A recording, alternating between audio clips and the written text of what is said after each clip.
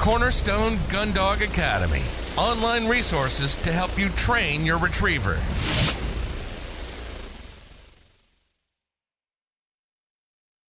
Yeah, well, I'm excited to have you on. So we'll dive in. Welcome to the Build From Here podcast.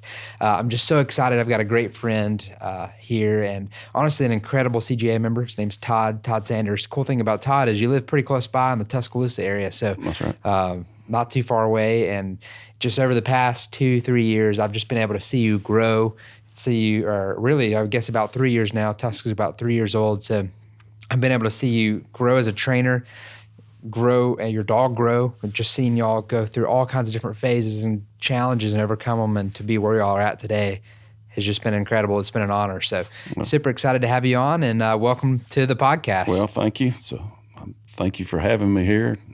It's a privilege on my part. You bet. It's always an honor to bring people on. You know, we bring people on that we feel that have invested. You know, we've seen you invest in your dog, and you've just treated everything right. You've taken the time, and you've brought your dog into your family, and just did the things the way that ultimately fit your schedule. So I'm excited. We're going to talk a little bit about that in a bit. But before we kind of dive into all that, I want to go way back to your first memory of hunting that you can think of. You know, because for me, it's all about getting them on the hunt. And I hunt because I enjoy hunting with the dogs. But I do remember myself, there was just memories that I have of something when I first went in the outdoors and I was hooked. That first experience is like, I got to get back out here for more. So for you, what was that experience? And was it a good experience? Was it a bad experience? Yeah. You know, after doing these podcasts, I found that some people have an interesting experience, not as good as you'd expect, but something about it draws them back out anyways. Right. Well, my hunting experience has started back, I'm thinking I was around 10 years old. Wow. But it was deer hunting. My dad had gotten into deer hunting, and he started taking me along, and I think I was 10, 11 years old. And I deer hunted for years, loved it. Never did duck hunt. Wow. Up until it's been around 17 years. My wife now, we were dating then, and her oldest son was a duck hunter. He and his best friend duck hunted and had for a couple of years. And just over with them, I think it was 2 or 3 days before opening day, they were out in the yard getting their decoys ready, doing this and doing that. And I'm like, so y'all duck hunt? Yeah. Okay. I've never done that, you know. And got towards the end of the week, and I remember asking, you know, you think they would mind if I tag along with them? I said, I'd kind of like to go see what that's like. She said, no, I don't think they would. Just ask them. So I did. And they said, sure, come on. So I went with them opening morning, and had on way too many clothes. It was cold, but I still felt like I was headed to Alaska, I guess. I remember by the time we got through setting decoys out and trying to get set up, I had to shed clothes because I was sweating. But I'm thinking we shot 3, maybe 4 wood ducks.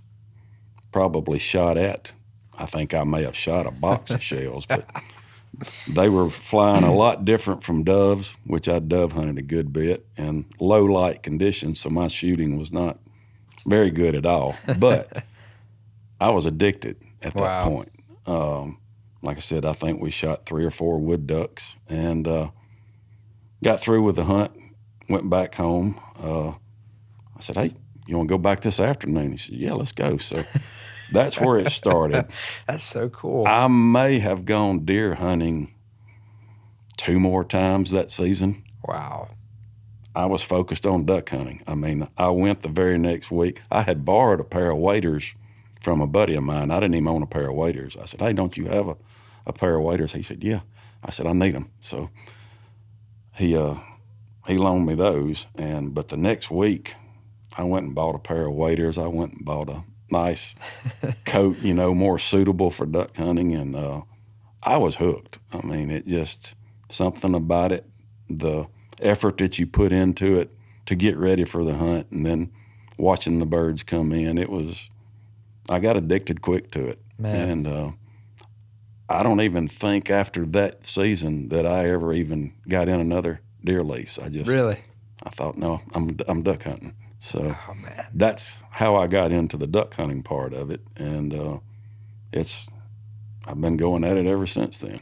I love it. I feel the feeling's mutual for me. It's just something about everything. It's this beautiful symphony of everything just coming together, and every part coming together that just draws me in. I still love deer hunting, but if I had a choice to go on a really awesome duck hunt or a deer hunt, I would probably choose the duck hunt. Yeah. Especially with the dogs. Yeah.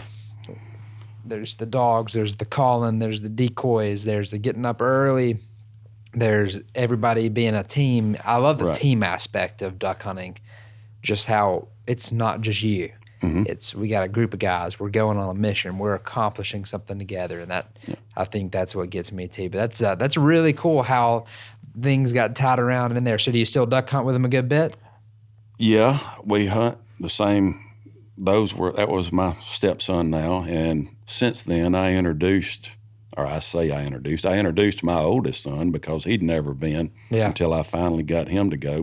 I've got another son that he hunts some, but he's more into the deer because of the slow hunts for duck hunting. He's like, no, I'd rather go shoot a big deer. He'll go duck hunting with us from time to time, but there was a few years that he did go hot and heavy, bought the boat with the surface drive, all of this, but he's more into deer hunting.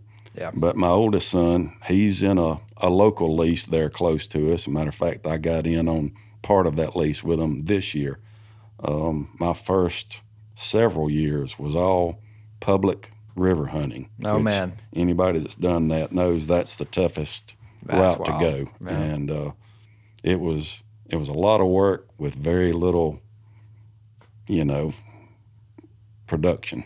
100%. And but I've started in the last 2 or 3 years hunting some private land with a friend of mine, and then of course got this other lease. So it's more suitable. Once you get older, you get tired of fighting that crowd and fighting the foggy rivers in the boat and all of this. So this is a lot more convenient. So it's a lot more enjoyable. Yeah, I think that adds an aspect to it.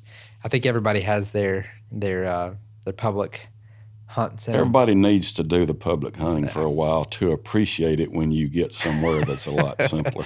Makes life different. Yeah. So you got hooked. That's been years ago. Yeah. Okay, what was the first? Was there a dog on that hunt? But did it come later? When was your first experience seeing a dog on a hunt? That same year, first year duck hunted. Did you buy it for duck hunting? Yes. Okay. I thought, I got to have us a dog. Yep. Went to the newspaper, went and looked at 3 or 4 litters. They're local. Bought a little female, Abby, and knew absolutely nothing about training a dog. Wow. I've had dogs my whole life, but they've always just been pets, Right. And thought, going to train this dog to be a duck dog. Well, that did not turn out well. She would go pick it up if she saw it hit the water or if she saw it hit the ground and bring it back to me. But that was about as far as we ever got. And then I only hunted her a couple of years.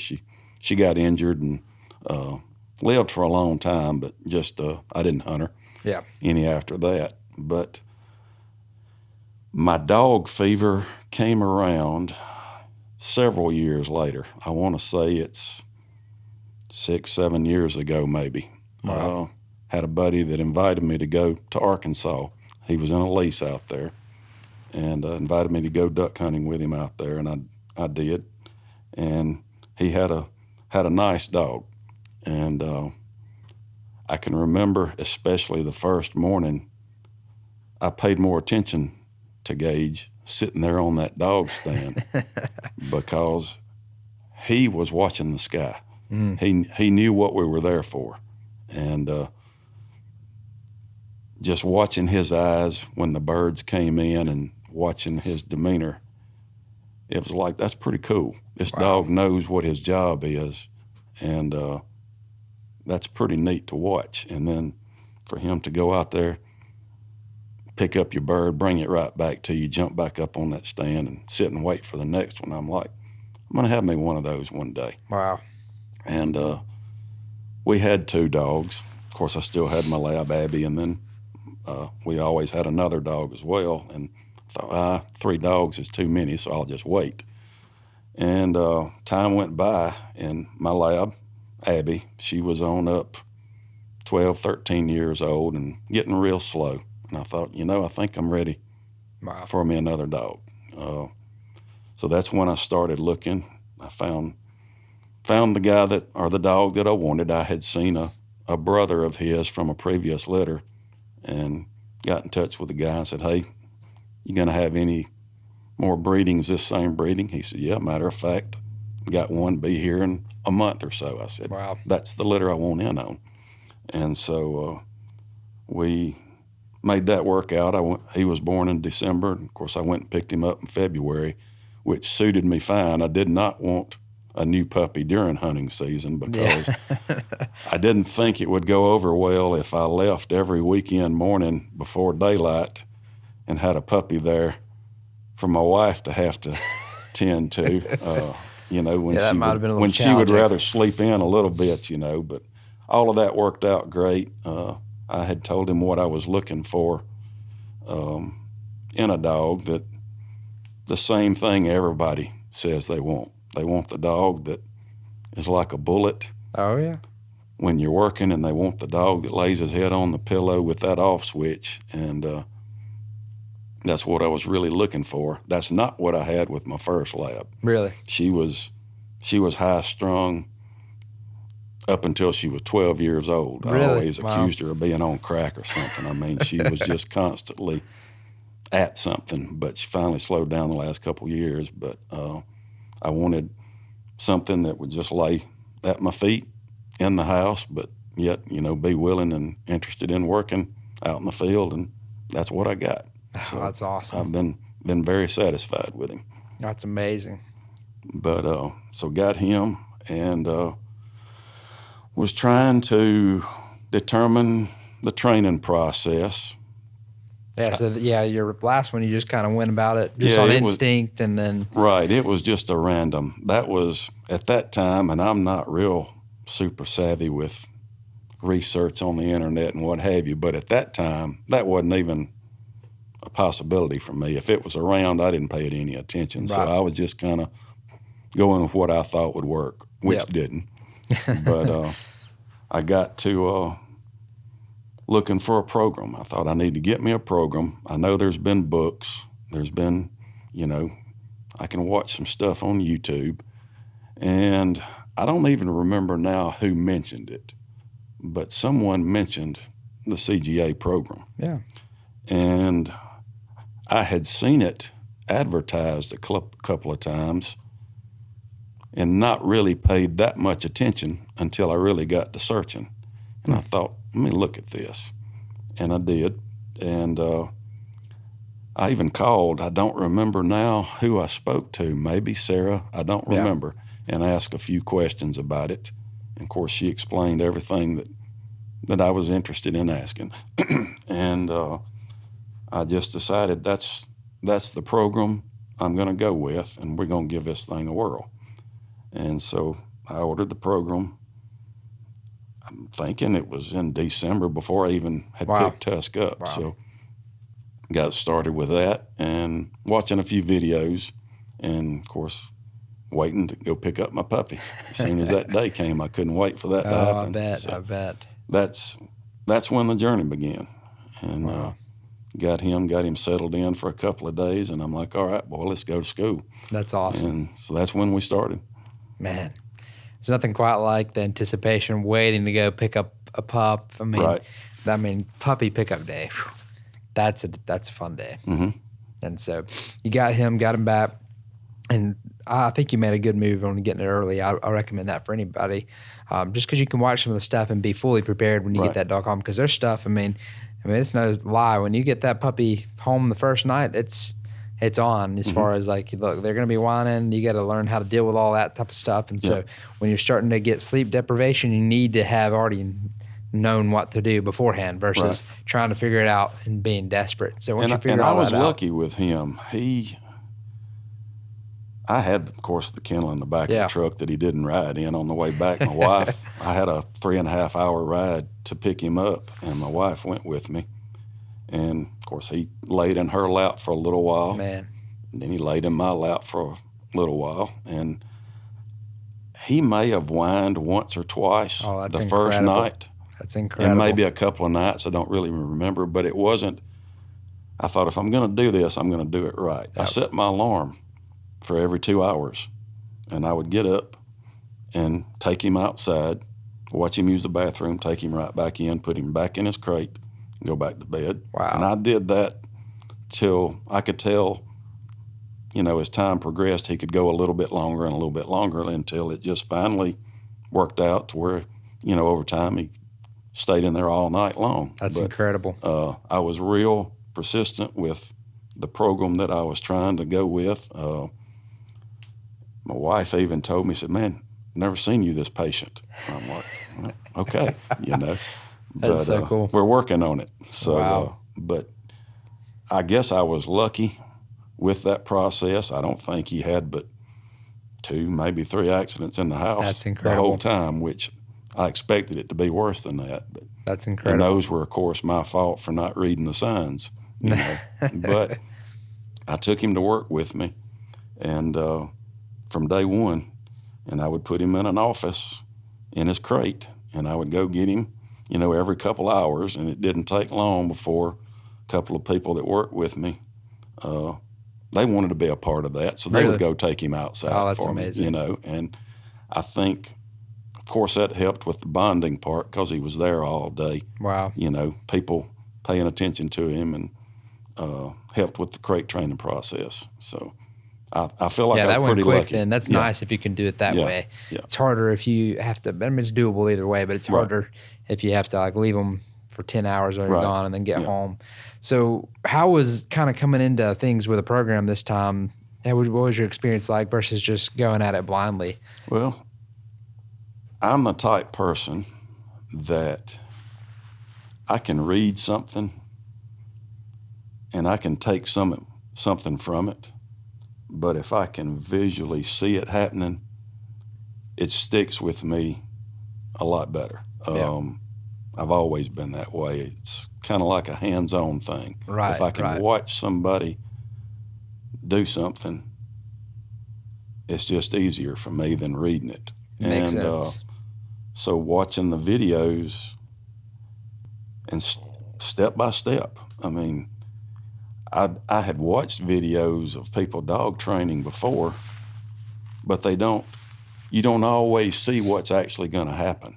Yeah. You always see the end result. Right. You don't see the process that you have to go through to get to that point. And if you watch someone else struggle, I won't say fail, I'll say struggle with something, you get an idea as how to work through that problem because you're going to see the same struggle. Oh, yeah. It's going to happen. It may not happen today, but it's going to happen. Wow. And as long as you've seen how someone, stepped in there, what they did to fix the problem, it's just a lot easier and things go a lot smoother. Yeah. And to me, that's what y'all have done with this program. You've taught people like myself who don't know how to do something. You've showed us how to do it. Wow. And it's an easy process. It's not always easy to get the results. Sometimes Right. it takes a little bit more work than in some stages than it does other stages, but the Right. process is easy. You've made it look simple, and all you've got to do is just work at it. Wow. So I've been very happy That's with amazing. the program. Yeah. Well, Tusk is, that's turned out. I mean, it's really cool. Just, that's amazing to see. So when you started, you're learning step by step, just trusting the process. What was kind of your first major win with him? When kind of you're like, whoa, I believe this is gonna really work for us. The first major win, I guess I'm like everybody. When you first start out and you tell that dog to sit and he sits, you're like, man, that's pretty cool. That's so cool. And then you tell the dog to place and he places. the first few weeks, they pick up really quick. Yeah. I mean, and you feel like you've got the greatest retriever that's the world has ever seen because they're doing exactly what you're telling them to do. That's so cool. Exactly when you tell them. I'm like, man, this dude here's smart. Well, then you get into the process of starting to train them for other things. That's when you have to really get on the same level with Right. them. Wow. It may come natural to them, but you've got to teach it to them what you're asking them to do. Right. And I think my first while we're getting somewhere was on a extended place. I really worked on that because I wanted my dog to be able to go outside if I'm out in my front yard. I don't live on a busy street, but Right. there's a few cars. And I want to mow my lawn, and I want my dog sitting out there. I want him to sit wherever I put him and just watch me mow grass, Wow. And that was probably my first while he's picking up, because it got to the point I could place him and I could walk to the opposite side of the house, or I could Wow. walk up the street and he would still. It took a little while of me walking a distance, turning around, and maybe giving him this signal, no verbal, but, here's what I want you to do. But it got to that point where he was getting really good at that. I mentioned before I have 2 dogs. I would take both of them on a walk, and I would pick this particular man's driveway that he was older and I knew he wasn't leaving. I would sit Tusk down in his driveway, right, a few feet off the street, and I'd just tell him to stay. I would continue my walk with the other dog all the way to the end of the street, Wow. into the cul-de-sac, come back, and at first occasionally turning around and giving him this sign. And sometimes I would stop and bring him back with me for the remainder of the walk. Sometimes I would keep on back Wow. towards our house and maybe walk up in my driveway and then call him and have him come or what have you, But Wow. that was my first super proud moment, I think, was the fact when he learned that once I tell you to stay somewhere, that's what I expect. That was my That's amazing. first, I guess, major step that really caught my attention. That's such an important skill set too, and very few dogs will do that, unless you train them to do it. Mm-hmm. I mean, they will if you train them to do it, but very few people take the time to train that right. That's a very important skill set. I know a lot of times we're talking about retrieving skills here, but the obedience skills are literally everything, because Yes. that's what's going to create a real duck dog. Yes. The retrieving skills, all that comes later, but that right there, number one, that's impressive to be able to have a dog sit there while you're walking another dog around, even with all the distractions around. But number two, that's just, it got to be a great feeling just knowing hey, my dog if I tell it to sit, I don't even have to worry about it. It's going to chill there. I'm pretty confident in him. There are some distractions that can make him lose his mind for a minute, Oh, yeah. Now, They're still dogs. At the end of the day, they're right. still dogs. He still has a memory lapse from time to time. But to me, that's just a safe thing to teach him. Yeah. Could be danger around. I don't want him wandering. But that was my first major wow. I think my next one would have been, I could not wait through this whole process to get to the whistle stop and the casting. I couldn't get here fast enough. Oh, wow. Of course, we had the whistle stop pretty good, walking and tweak the whistle, sit. And it got started out ahead of me a little bit and all, but once we finally worked, and I had to start off with a long line to get the stop. Right. But once that started shaping up, I remember thinking, this is what we've been working for. Wow. Now then, I can stop him somewhere, and I can tell him where I want him to go to make the retrieve. And the first few, whistle stops and cast in the right direction, that was another big big step for me. So, Oh yeah, to me that's a monumental moment. I mean, all of it's important, but like especially when you get to the place where you can blow the whistle, the dog stops and looks at you, and then you direct it. I remember back when I was first learning my very first dog, and when I got to that point, I was just like blown away. I could not believe that a dog's listening to this little whistle, right, and just gonna take my little directions. I just couldn't believe it. It was the most amazing thing, and that's probably what hooked me on training dogs the most was that right there. That's probably what hooks a lot of people, because that's you've got a team, your teammates, and it's so important to have them to follow your directions and to do what, for one thing, safety. Another thing, you need that dog to be able to go where you send him to make the retrieve if you've got a bird down. Right. So that is a major part, and it was a major goal, and once we achieved it, wow, there was a lot of satisfaction there. Oh, I believe it. Well, we talk about in the podcast intro the trials and triumphs. The trials too. What's everybody has their trials on training their dog, and it's different for everybody. It can be, and every problem feels like a big problem when you're in the middle of it. What was one of your greatest challenges that you really had to grow as a handler to overcome, or a trainer, grow as a trainer? I will say the biggest problem I had was getting him to honor really other dogs. Wow. I think a lot of that was because we had done most of our training, just the two of us. Right. And I don't remember if it was the first members weekend. I want to say it might have been the second one that I attended. I don't remember I remember Barton, we were doing a walk-up. Oh. Big group over by the lake. There you go, the the walk-up already. That's already going to be challenging on steadiness. I remember Barton was shooting the launcher, and luckily, for some reason, I had taken my long lead and stuck it in my pocket. Wow. But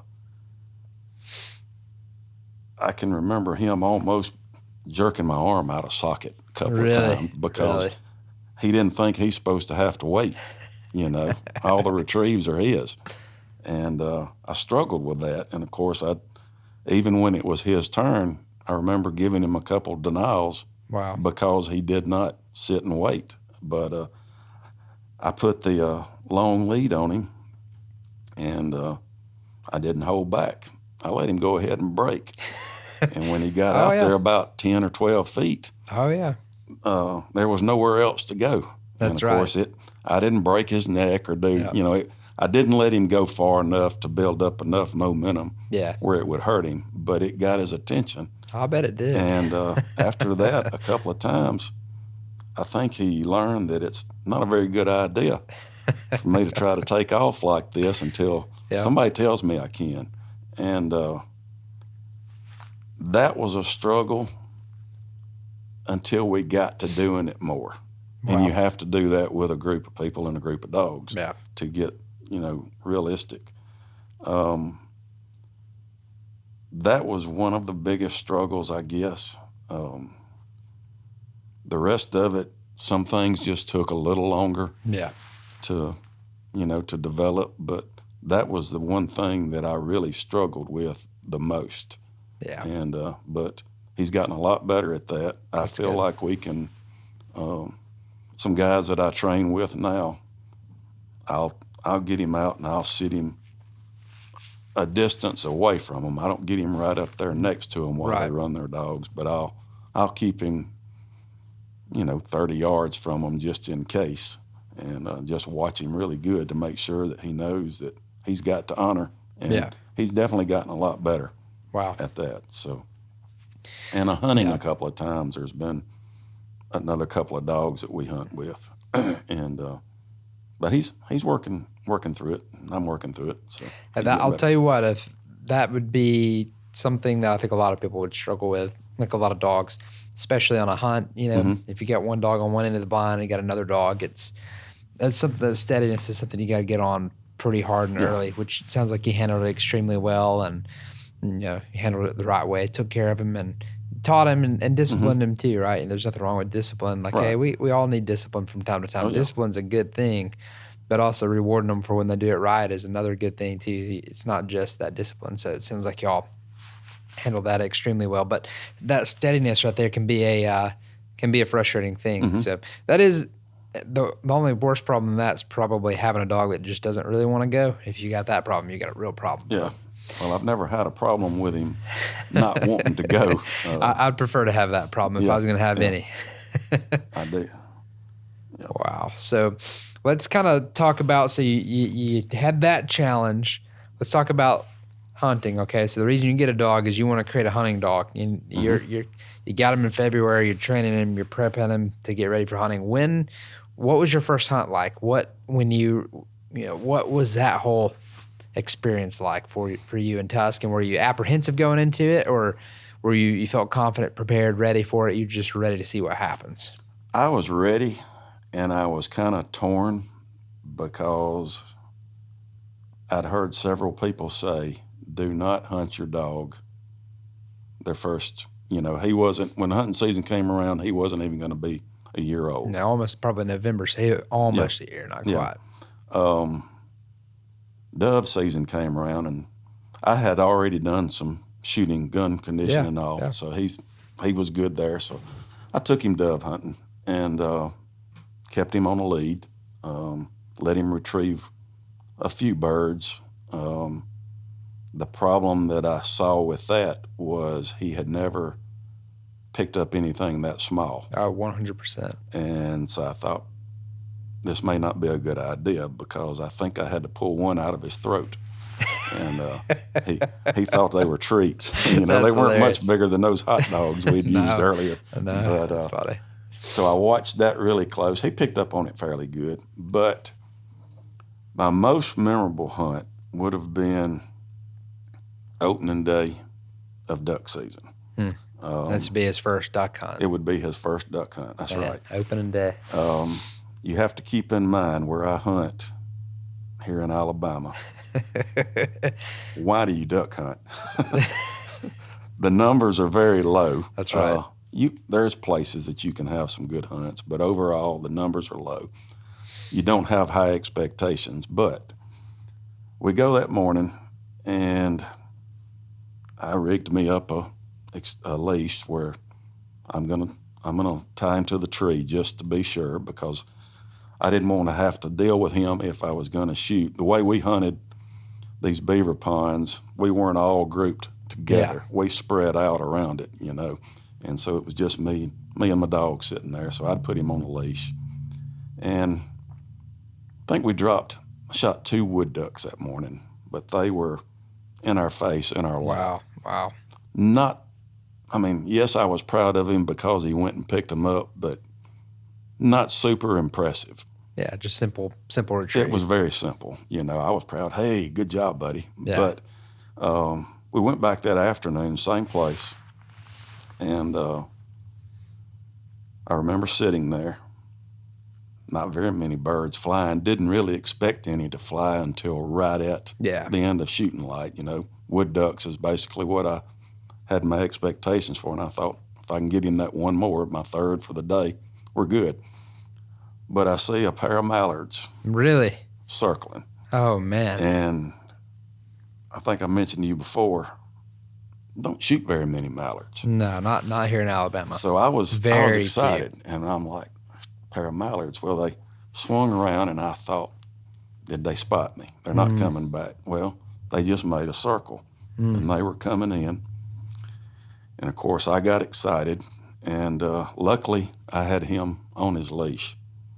But they came in, and I dropped the first one, and the other one was just kind of fluttering, didn't know which way to go, I guess. Yeah. Luckily, I got 2 of them. Wow. And they fell out there in the beaver pond. Probably the farthest one, by the time it fell, was probably about 50 yards. Wow. Another one was a little closer, but they were not directly in line with one another, but the gap couldn't have been over 10 to 15 yards. Wow. The farthest bird was still alive. And so I took him off the leash, and I tried to, keep my nerves about me. I thought, okay, great. I lined him up and I sent him. And luckily, he went and got the live bird first. Wow. Which was the That's longer incredible. bird. And I guess the fluttering just drew his attention more so than the other one laying over there. So he goes and gets it, brings it back. And I thought, okay, does he remember where the second one is? I took the bird from him, and he's wigging and wagging, and he's as happy as he can be, and I'm tickled to death. And so I sent him back, and he goes back and picks up the second one. And, second retrieve on his first, he double retrieve on his first day hunting. Yeah, and so I was tickled, and he gets back, and I'm like, I didn't get that on video. Nobody was here to film it. Yep. I missed it. So I'll tell you what I did. I took the Drake Mallard, and I threw it back out there, and I took my phone out, turned the camera on, and I videoed him bringing it back. It wasn't the original retrieve, but I did get a picture of him with his first mallard, and that's incredible. I was happy for myself because of the pair of mallards, but I was super excited for my dog. His first major retrieve. I mean, that's pretty serious retrieve. And a double with one live bird. That's crazy. I was super pumped about it, and I thought then, this is either going to be a great season because of the way it started over, or if it's not, my work is paying off. This makes my season. So I was happy there. I bet you were. That was a good day. That is a solid day. First time hunting double. So he picked up four ducks. So he killed 2 wood ducks, and then he was able to pick those up. Yeah. One thing I want to talk about too, just because even though those were simple retrieves, you having him tied up for his first hunt, especially being a little bit younger, is the right move. But a lot of people I think my dog will be steady, and then boom, they break. On a hunt, when the gunfire's going, the calling, if they break on a hunt, unfortunately, it takes a lot of reps to really ingrain behaviors, but there's something about, I think just because of the intensity of the situation, that it is like an ultra reinforcer. If your dog breaks on a hunt and it goes and picks up a duck and gets that reward of coming back, it's definitely going to be an issue and a challenge to work through. So you did the right thing, making sure that prevention is always better than cure, right? If you can prevent something from happening, 10 times better. So his first 4 retrieves in a real situation, he's learning, hey, I got to sit here and wait until it's my turn to go. And I think that's super valuable. By Probably the end helped of you that a ton. season, I used the leash, the lead, the whole season. But by the end of the season, he wouldn't even pull against it. Wow. I will say the first few, he would stretch it out. I bet he would stretch it. But he learned, and I would be constantly sit, trying to reinforce for him to know what I expect out of him. And by the end of the season, it got a lot better. And occasionally I would take him off and let him sit there, and I would watch him. But he picked up pretty well on it. He didn't. I'm not going to say he never broke, but he learned it and did a pretty good job with it. That's amazing. So, well, that first hunt, that gets me excited. I can that's a very special moment in Alabama. There's not a lot of mallards, and we've already talked about that. But seriously, it's some places you'll find them, but the majority is, depending on where you're hunting, it's just not going to be. Yeah. That's not something that you're going to see a lot of. That's right. So that's incredible. Well, that'll be a hunt. I'll always remember that hunt. I bet. He's made some more pretty good retrieves. He's made several blind retrieves, but that one always sticks out as my favorite so far. Man. So that at that moment, how were you feeling at that moment? Just realizing all that work you'd been putting in over the past, since February. You feel proud. You feel like you accomplished what you set out to do. And that'd give you a lot of confidence, I guess, moving forward. Yeah. How did that compare just you said in your other dog, I think you had mentioned when we were just chatting earlier, that you had had rocks and stuff with you. How did that compare to realizing hey, I'm not going to need my bucket of rocks anymore? I used to take a coffee can with some rocks in it to throw out and, put the ripple in the water if she didn't see the birds. But I never took any rocks with Tusk. Wow. I didn't feel like I needed them. I could have probably found a stick if I'd have needed it, but I never took any. And wow. To my I don't remember any birds that we lost. Wow. So he's retrieved every bird that I've sent him after. That's incredible. I do remember one more hunt this season that was pretty fun. He got on his first chase. Really? For a live bird out in a pond, and I remember that one. I never think to get my phone out and video. Too much in the moment. Nothing wrong with that, though. But it was pretty neat to watch because it was a blind retrieve. The bird was out in a pond with a lot of grass, and I could barely see it, so I know he didn't see it. And a buddy of mine had actually shot it down, and I walked down to him at the end of the hunt, and I said, "Is the bird still out there?" And he said, "Yeah." So I sent him on a blind, and I got him out there close enough till he saw the bird start to try to get away, and he hung in there with it, and it took him a little bit to catch it, but I bet he brought the bird back. So I was pretty proud of that too. But yeah, those highlights. That's what makes you go back. I mean, if it wasn't for my dog, I don't know that I would duck hunt. Yeah. In this area, I would like to go somewhere once a year, but yeah, I go because I want my dog to be able to work and do what he's worked hard to learn to do. And that's incredible. If we shoot one bird and he makes a retrieve, I know he's happy. I'm happy. So. Yeah, man, that's what it's about.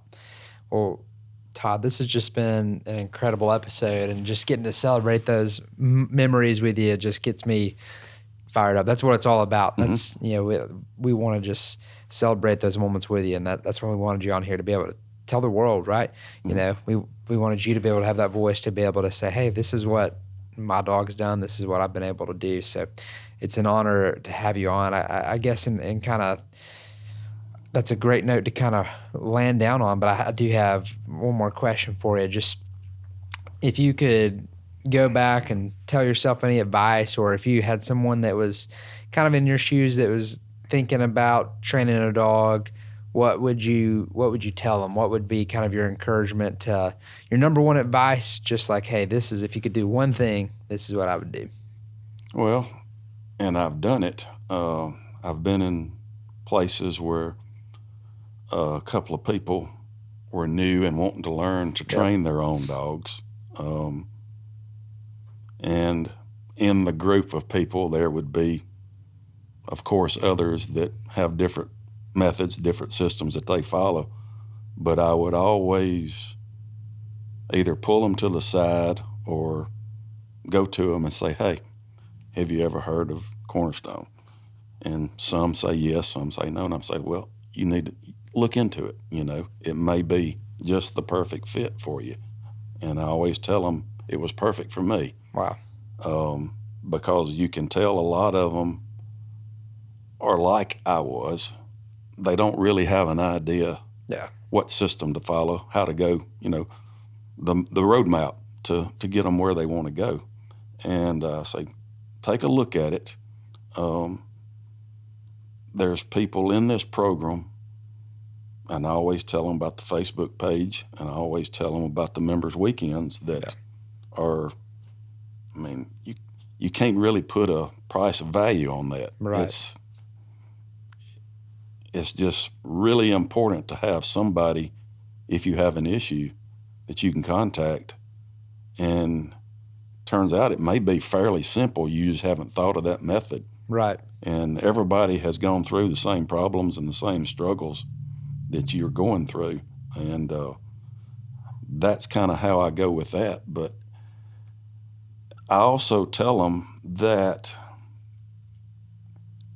I'm not one that is able to train. I spend time with my dog every day, but I'm not one that's able on a daily basis to go somewhere and do a formal training. Wow. Set up, and do a lot of tech work and all. It's just, I'm not able to do that. I may go a couple of weeks sometimes without being able to do that. And then I may go 2 days in a row and we'll work on something. But the advantage to the CGA program is you're not running against the clock. Right. You're not running against the calendar. They set it up, or you set it up with a time frame that will work. And if it takes you longer than what, is in the program, you're not backing up. You're not losing anything. That's You're right. just extending it. Wow. Yes, if you worked 3 times a day on one of these drills within a week, you may have it mastered. Yeah. But if you're not 100%. able to work 3 times a day, every day of the week, it may take you a couple extra days, but you will get there. Yeah. And the videos that you're able to watch, if you miss something on it today, you can go back and watch it tomorrow, and you think, well, how did I miss that? It was there right in front of me. I think y'all did a great job with the setup, the videos. You not only show the progress that can be made and the end results, but you show the struggles. I don't call them failures because you only fail if you quit. That's right. That's right. But you just keep going at it. And sooner or later, it's going to pop. That's and right. They're going to get it right up here in their head. And I think sometimes once they figure it out, you can almost see the look on their face, like, this is what we're supposed to do. That's the right. tail wags a little longer. That's right. That's right. But it's not a program I can't remember, or I can remember very few times that Tusk looked like he was so confused that he wanted to give up. Yeah. And I think that the very few times that happened, it was because of me not thinking things through. Right. And not really following. It was me just trying to speed through it and not taking my time to teach. Wow. And once you teach it to them They get it, I think they hang on to it. Wow. But I can think of a few times on some real windy days trying to get him to go for long blind retrieves and struggling. And then I get to thinking, why didn't I pay attention to the way the wind was blowing? That's right. It's right there hitting me, That's right right. square in the face. And we're struggling. And That's funny. I'm like, all right, buddy, I'm sorry. I sat here, I fussed at you, I called you every name in the book, and it's not your fault. It's my fault. That's funny. And but the program for me was a perfect fit. Wow. And I'm sure that it would be at least a great fit for anybody that's looking for a program. You can always send your dog off to a trainer and get them trained and bring them back and have a nice hunting dog. That's not what I wanted. I wanted the bond. I wanted to do it myself. I wanted the bond of being there with my dog every day, watching him grow. Wow. I just wanted the satisfaction of when things are said and done. We did this as a team. Wow. That's what drew me to it. And That's I incredible. feel like we've accomplished a lot. We've still got some work to do, but we've got years to complete it. And That's right. I do see him getting better, and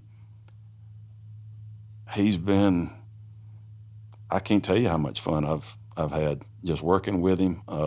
I'm closer to this dog than I've ever been with another dog. I mean, Wow. yeah, I had dogs growing up, but they were just pets, outside pets for the most part that got rubbed on the head and a stick thrown for them. But the bond that he and I have, he's my buddy. Wow. I'll take him anywhere I can, and he's well behaved, and I'm super proud of him. And I think that a lot of his accomplishments are because of the program that we followed. And I'm thankful for CGA that y'all put it out there, that I found it when I did, and it's really worked out well for me. Well, thank you, Todd. And I just want to say, we appreciate those kind words, but also, maybe the program, but also you put in the work, right? And you got to put some of that back on yourself too. Well, your dog wouldn't have ended up where he is if you hadn't have gone out when you went out and put in that work, and also willing to grow. Right. That I love what you said earlier. I just want to highlight that too, as we close out here, that it's only failure if you quit. Just don't quit. Right. And just keep at it. And like you said, that light bulb is eventually going to come on and it's going to click. And, that's what it's all about. So you exhibit those traits. And that's what I believe every CGA member inspires hope, right? And that's what I love about what you're saying here. You're inspiring hope for the people that are listening to our podcast right now that, hey, they can do it. You can do it. Yeah. Just got to put in some work. I can tell you right now, you can do it, because I had no knowledge of what to do, when to do it. And the teaching is there for you, and you can teach your dog. Your dog can do it, and you can do it. I'm not ready yet, but I'm looking forward to going through it with another dog one day. I don't know how much longer it'll be, but I do have plans on starting, doing another dog one day. It may be after I retire, but I don't know yet. But I'm looking forward to that. I think I'll slow down a little more and, take it. I know what to expect. Yeah. But I'm looking forward, and that's the great thing about it. I've got it. That's right. It's lifetime. handy. It's there for me forever. So, of course, I can't remember it all without going back and re-looking at some pieces of it. And that's why we did it. We didn't want anyone to ever feel like they were going to have to pay us again for that. But we want you. You're part of the family. Once you're in, you're part of the family. Right. That's what it's about. So, but I'm thankful that that y'all came up with the program several years ago, put it into action, and I don't even know how many members there are, but I doubt if you're going to find any that are not happy with the program, and probably no regrets for anybody that bought into the program and got the program, as long as they're using it. You know, it's well if you're using worth it, I believe it's going to work. And you just got to put in the work. You just got to follow it. Yeah, that's right. Well, man, we appreciate you so much. Well, thank you. It was a pleasure. We had fun training this morning. Got rained out there, so I had to pop back over here to the studio. But really, this has been an incredible episode. You've said some really valuable nuggets that I hope people are hanging on to, because it's just the little things that you mentioned. It's going to make all the difference for them. But it was a pleasure to celebrate with you and have you on here to celebrate your success. Well, I appreciate it, and I owe thanks to y'all for a lot of the success, for teaching us how to teach. And that's exactly what we've done. It's awesome. Thanks for listening to the Build From Here podcast. To learn more about retriever training or our podcast, visit cornerstonegundogacademy.com/podcast.